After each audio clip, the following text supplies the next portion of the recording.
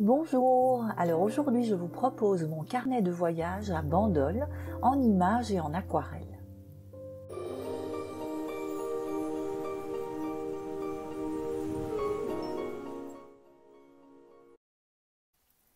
Bandol est une des plus grandes et des plus anciennes stations balnéaires du sud de la France située dans le Var. Cette commune est vallonnée et le plus haut point de la colline est à 208 mètres. Elle compte de magnifiques plages, calanques et promenades.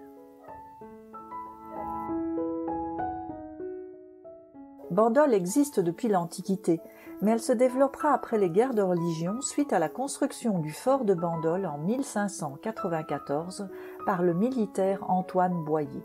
Celui-ci reçoit Bandol comme fief 2 ans plus tard du duc d'Épernon et crée en 1715 un village avec 7 familles pionnières. Grâce au célèbre vin de Bandol connu à la table de Louis XV, Bandol se développe fortement et a 1200 habitants en 1789.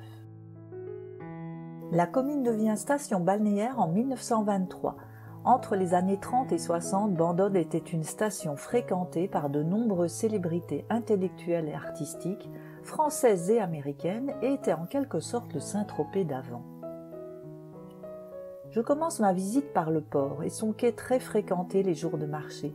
C'est agréable de regarder ces jolis bateaux, allant du simple bateau de pêche, le pointu, aux jolis voiliers jusqu'aux immenses yachts.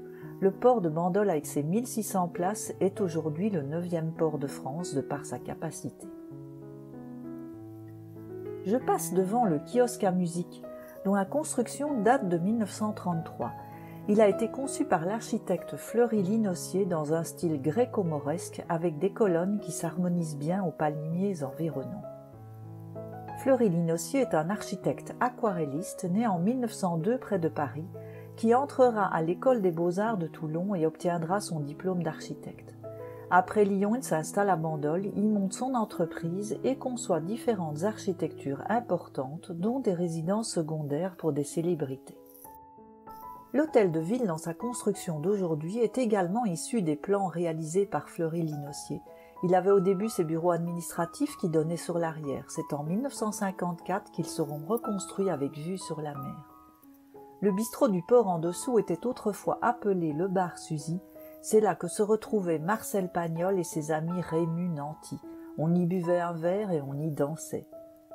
À cette époque, Marcel Pagnol venait souvent à Bandol car son ami Rému y avait acheté une villa en 1933 qu'il avait rebaptisée Caire Mocotte, en souvenir des origines bretonnes de son épouse Esther.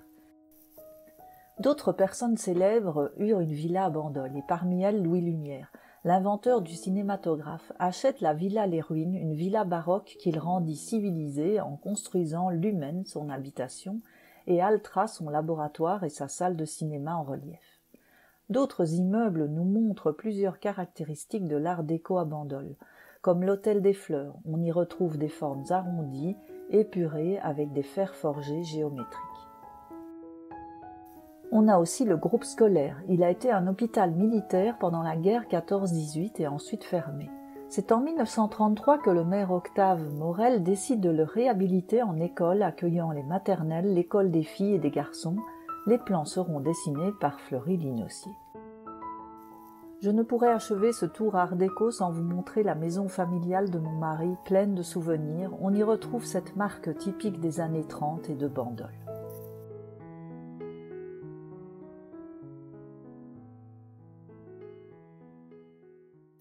Je termine mon carnet par une petite promenade au coucher du soleil, en partant sur le sentier du littoral, dit le sentier des douaniers, et je vous offre des vues splendides depuis la calanque de Capellan.